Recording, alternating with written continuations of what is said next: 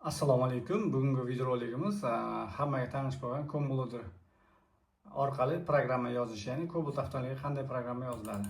Buning uchun Comloader приложениesiga kiramiz.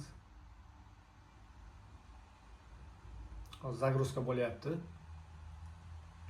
Modullar ochildi mana masalan, videoda ko'rganimizdek Delphi Agdelco o'shaga kirib doполнительныйga o'tamiz. Identifikatsiya qilib, ya'ni pasportini ko'rib olamiz. Hozir avtomobilga ulanmagani sababli pasport ko'rinmayapti. Mana bu joyda pasport kelib chiqadi. Masalan 50-51 oxirgi sifri 55-56 bo'lishi mumkin.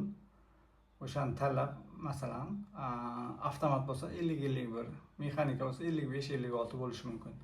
O'shani tanlab, fleshga o'tib, mana bu joydan tayyorlangan programmalarni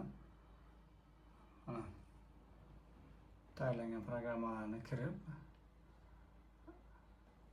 tanlaymiz. Tanlab